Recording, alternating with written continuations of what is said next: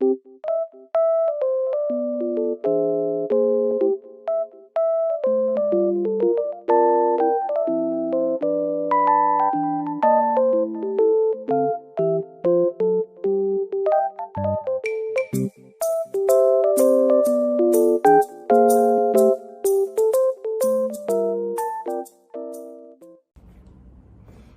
makasih udah mau mampir di YouTube channel aku.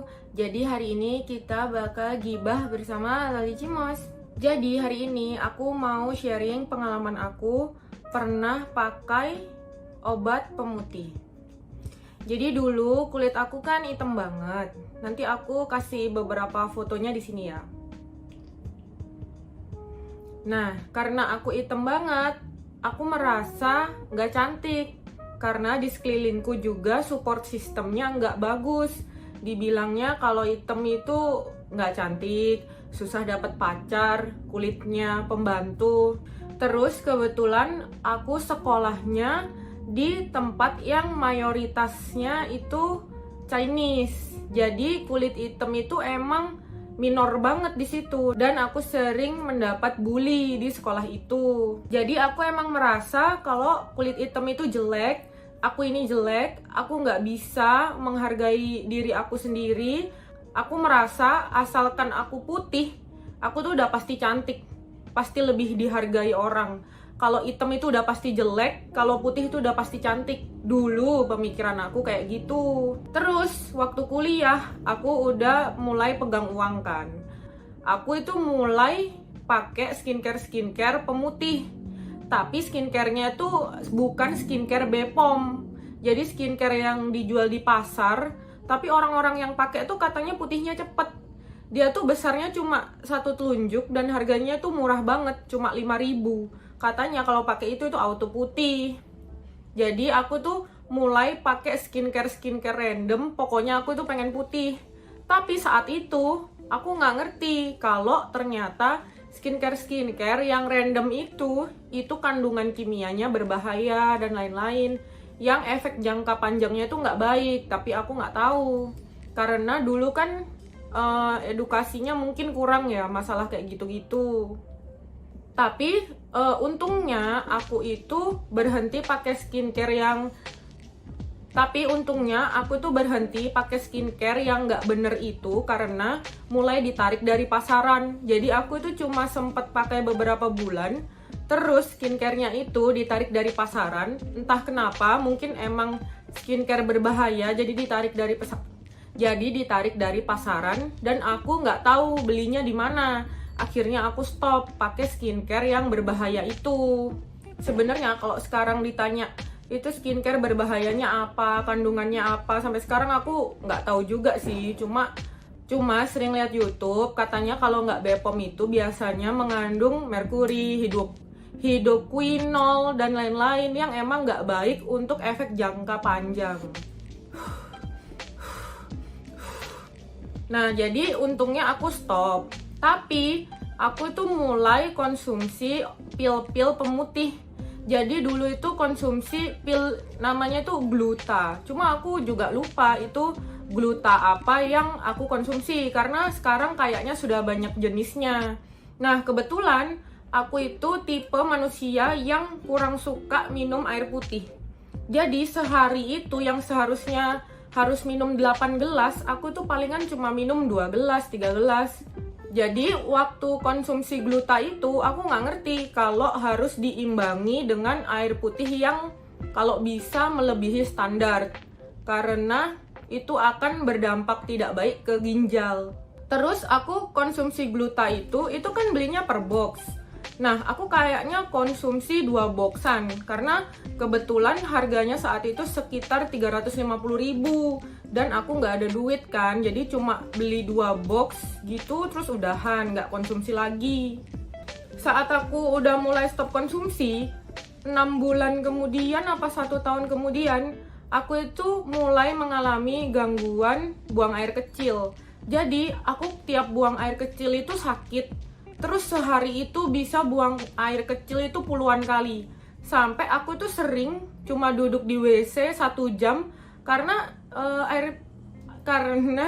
air kencingnya tuh ngucur terus kayak keran bocor. Jadi ya gitu, kayak apa ya namanya, ayang-ayangan kali ya. Nah terus aku bingung tuh, karena udah nggak wajar. Akhirnya aku periksa ke dokter, cek, dan sama dokternya dianjurkan cek urin. Nah habis cek urin di lab gitu, pokoknya hasilnya keluar dan katanya itu di ginjal aku ada endapan.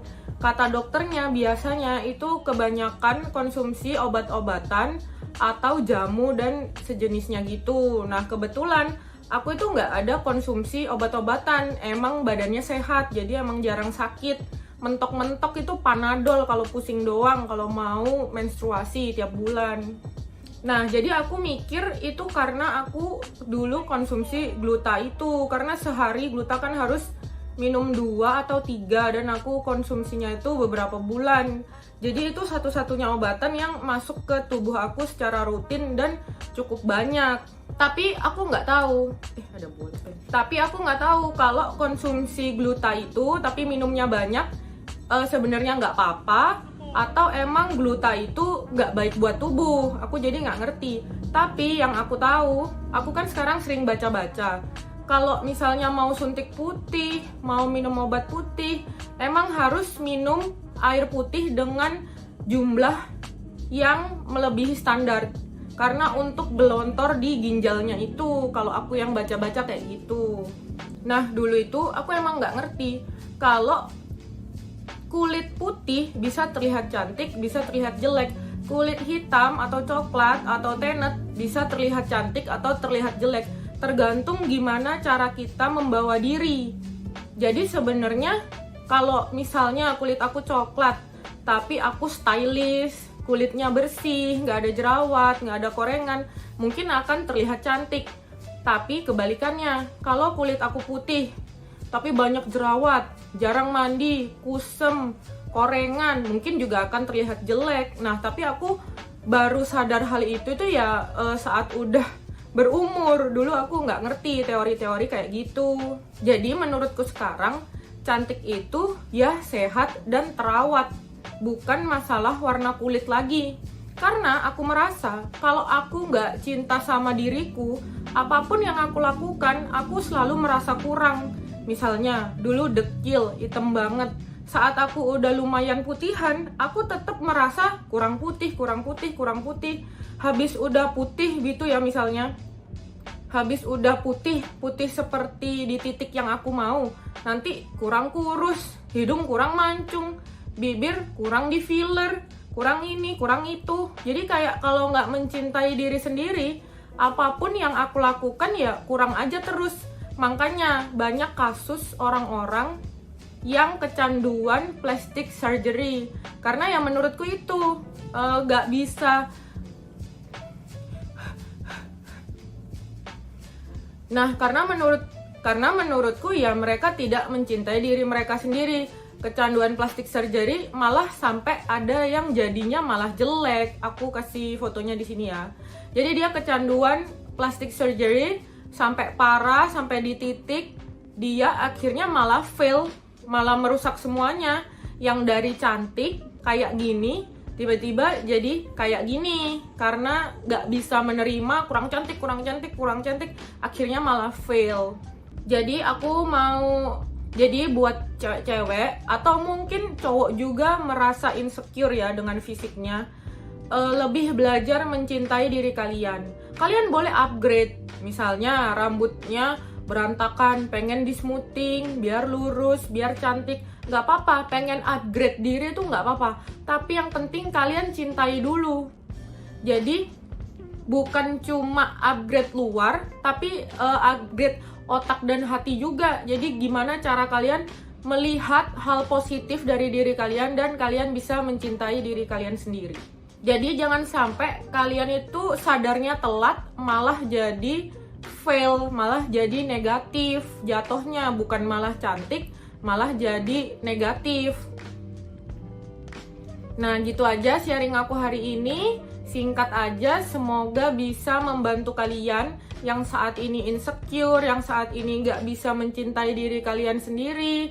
Kalian harus belajar lagi sih untuk melihat kelebihan-kelebihan yang ada di diri kalian. Misalnya, aduh kulit aku ini nggak putih-putih banget, tapi bersih, tapi nggak korengan, tapi masih sehat, tapi masih badan kita tuh masih lengkap, kita di mata Tuhan itu sempurna, kita bisa menghargai orang lain, kita adalah orang yang baik. Jadi lebih fokus untuk melihat kelebihan-kelebihan yang ada di diri kalian. Nanti kalau mau di-upgrade ya nggak masalah juga. Karena pakai skincare bukan berarti kalian nggak mencintai diri kalian. Yaitu untuk upgrade aja. Tapi sebenarnya kalian sudah sayang sama diri kalian. Nah, jadi gitu aja ya sharing aku. Semoga membantu. Bye-bye. Jangan lupa like, comment, sama subscribe.